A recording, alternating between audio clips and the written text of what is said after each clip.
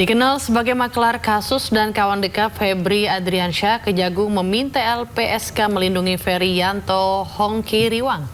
Sementara menurut pengacara Don Rito, Ferry justru biang kerok penyebab Febri dan Don Rito tersandung kasus korupsi.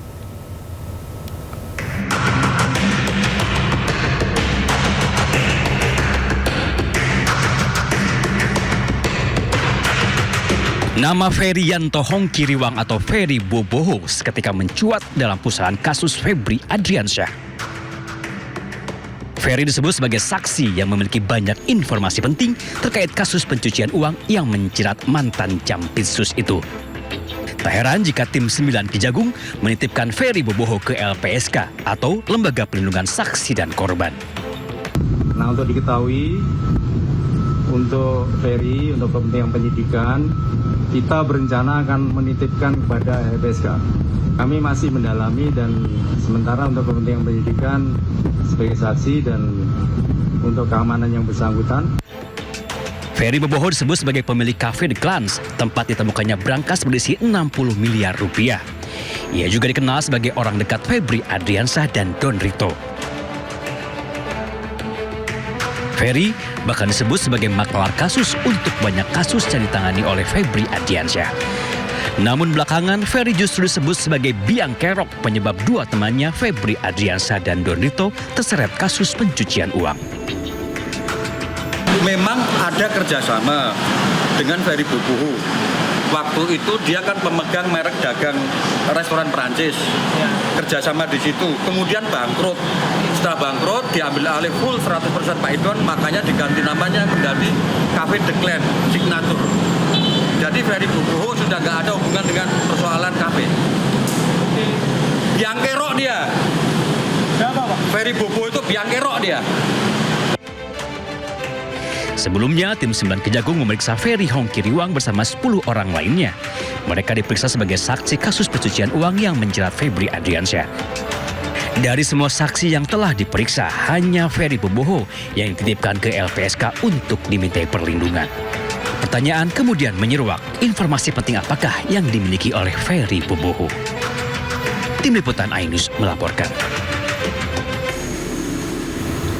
Informasi pertama, pemirsa, kebakaran lahan di Savana Bromo, Jawa Timur yang terjadi sejak Senin sore hingga kini belum berhasil dipadamkan. Akses wisata melalui beberapa pintu masuk Bromo ditutup sementara hingga waktu yang tidak ditentukan. Ini tambah banter ya. Kebakaran lahan yang terjadi di Blok Bantengan, Kabupaten Lumajang ini nampak dari kawasan Savana Bromo. Api diketahui membakar kawasan tersebut sejak Senin sore. Petugas gabungan dari Balai Besar Taman Nasional Bromo Tengger Semeru, TNBTS, BPBD Kabupaten Probolinggo, dan BPBD Provinsi Jawa Timur sempat memadamkan api agar tidak menjalar.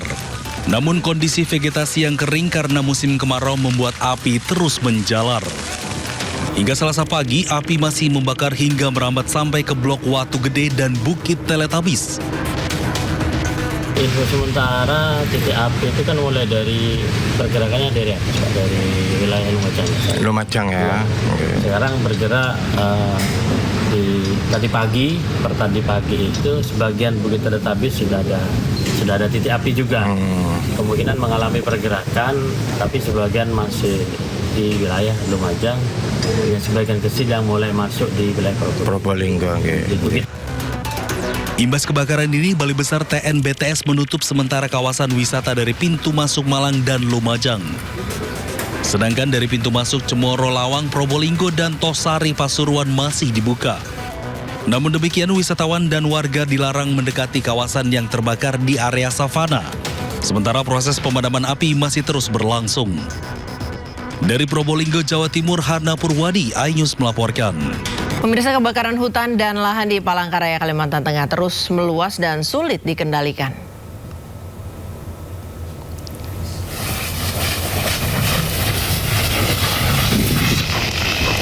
Cuaca panas dan angin kencang serta lahan gambut yang kondisinya kering membuat api dengan cepat menjalar. Petugas gabungan terus berupaya melakukan pemadaman untuk memadamkan api agar tidak meluas.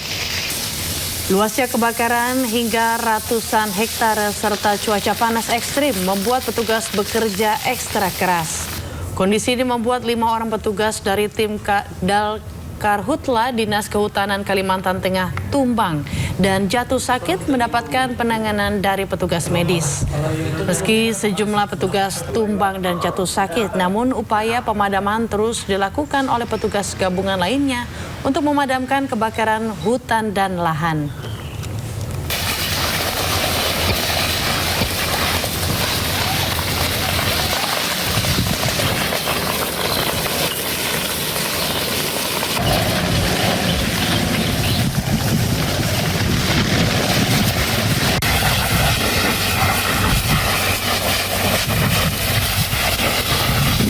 Asik bersuah foto, 4 wisatawan terhempas ombak hingga jatuh di Pantai Semeti, Lombok Tengah, Nusa Tenggara Barat. 1 orang meninggal dunia dan 3 lainnya luka-luka. Dedek anu lalu dedek rete piku. Telangan belain. Tuh jaga lain. Evakuasi seorang wisatawan yang jatuh dari tebing di Pantai Semeti, Desa Mekarsari, Kecamatan Praia Barat, Lombok Tengah berlangsung dramatis. Dengan lali. Warga dan nelayan harus ekstra hati-hati karena terjangan ombak yang datang tiba-tiba. Pedemplung doang dia. Sabar. Wah. Korban wanita bernama Sabira baru bisa dievakuasi setelah jasadnya digiring ke laut jauh dari tebing. Sebelumnya, korban Sabira asal desa Sekotong, Lombok Barat, bersama 3 temannya tengah berwisata di Pantai Semeti. Saat bersuah foto, korban terhempas ombak yang datang tiba-tiba hingga jatuh ke laut. 3 temannya yang berusaha menolong terluka dan syok.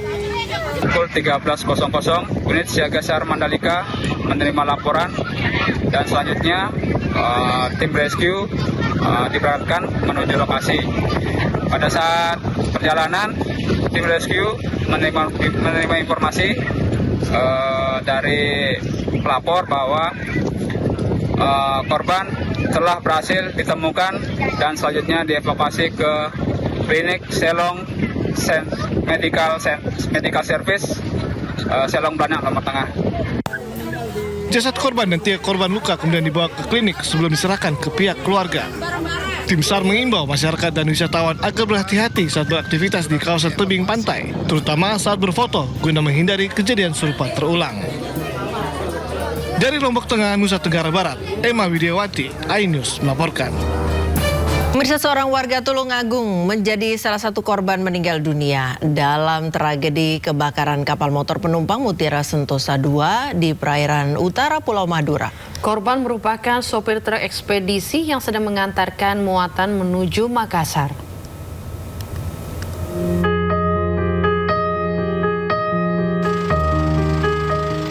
Sari Sukoco, 39 tahun, warga desa Sidorejo, Kecamatan Kauman, Kabupaten Tulungagung, Jawa Timur, menjadi salah satu korban meninggal dunia dalam kebakaran KMP Mutiara Sentosa II. Jenazah korban tiba di rumah duka di Kecamatan Tulungagung pada Senin malam. Saat kejadian, korban sedang menjalankan pekerjaannya sebagai sopir truk ekspedisi menuju Makassar.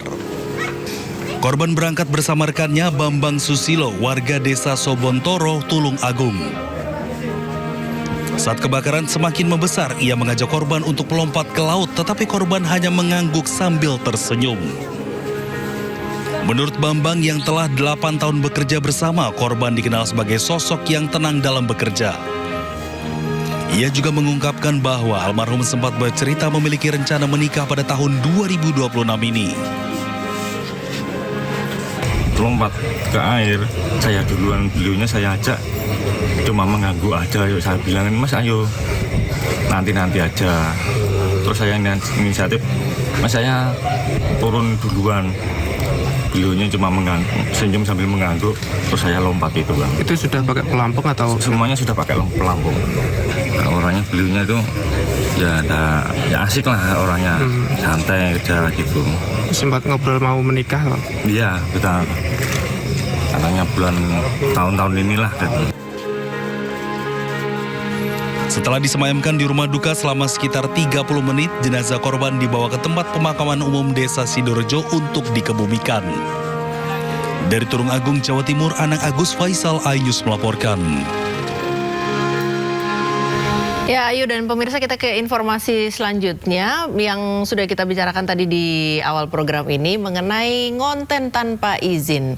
Menteri Komunikasi dan Digital Menkomdigi Mutia Hafid merespon terkait konten kreator yang merekam seseorang tanpa izin menggunakan kacamata pintar. Ya, selain itu Komdigi juga soroti aplikasi yang menayangkan live streaming influencer Big Mo menampilkan promosi produk rokok elektronik melibatkan anak-anak. Tentang kasus vape yang ada di YouTube, ini kita sampaikan bahwa per kemarin kita sudah melayangkan surat peringatan kepada platform YouTube yang telah dengan nyata dan jelas tidak hanya melanggar aturan yang ada oleh negara di Indonesia, tapi juga melanggar community guidelines-nya mereka sendiri. Topik berikutnya adalah perekaman tanpa izin terhadap seorang perempuan. Ini juga kita mendapat banyak masukan, dan pada prinsipnya adalah kita perlu sekali mengingatkan bahwa ini pelanggaran terhadap Undang-Undang PDP yang pertama, dan yang kedua adalah pelanggaran terhadap etika. Jadi tidak boleh ada orang yang merekam tanpa izin, meskipun di ranah publik. Jadi sekali lagi penegakan hukumnya dari teman-teman kepolisian, dari kami adalah untuk mengingatkan bahwa di situ ada pelanggaran terhadap PDP, di situ ada juga pelanggaran terhadap etika, dan tentu dalam kerangka menjaga tidak hanya perempuan ya, tapi khususnya perempuan dan anak-anak dari kegiatan-kegiatan perekaman tanpa izin ini harus kita stop dan kita lakukan tindakan. Ya, sebelumnya pemirsa, rekam wajah seorang wanita tanpa izin menggunakan kacamata yang memiliki fitur video. Seorang konten kreator dihujat oleh netizen.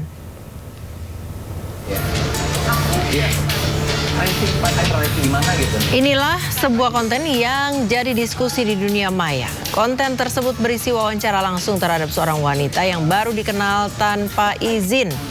Dengan alasan public space, seorang kreator bernama Brian Ebem berkesimpulan dia bebas ngonten dengan siapapun. Usai viral di media sosial, polemik pun terjadi. Pasalnya seorang wanita yang menjadi objek protes dan bersuara menghubungi kreator Brian Ebem di media sosialnya.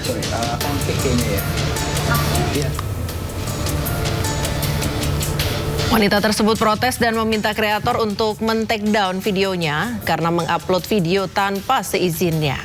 Alasannya karena video diupload tanpa persetujuan awal, tidak dijelaskan konten yang dibuat tentang apa, bagaimana, dan tidak diberitahu juga bahwa video tersebut direkam dengan kamera tersembunyi fitur kacamata. Akan tetapi permintaan wanita tersebut justru dijawab dengan permintaan sang kreator yang dianggap tidak masuk akal. Sang kreator menjawab, kalau mau take down boleh saja, tapi ada biaya kos yang perlu di-pay atas biaya produksi videonya. Setelah videonya viral di media sosial, konten kreator Brian Ebem yang mengunggah percakapan dengan wanita yang baru dikenalnya menggunakan kamera tersembunyi di kacamata. Akhirnya meminta maaf ke publik. Ini sedang ramai terjadinya kegaduhan. Sebelumnya Brian, saya ingin minta maaf atas semua kesalahan yang timbul dari kelakuan saya. Saya tidak membenarkan, saya hanya meminta maaf atas semua pihak yang merasa dirugikan. Saya seharusnya memang tidak mengatakan atas ada biaya produksi ataupun kata-kata lain yang saya sampaikan di komen. Lagi-lagi saya hanya meminta maaf dan mengklarifikasi semua tuduhan, semua narasi yang beredar di sosial media. Kedepannya saya akan lebih hati-hati lagi dalam memposting video konten yang saya buat.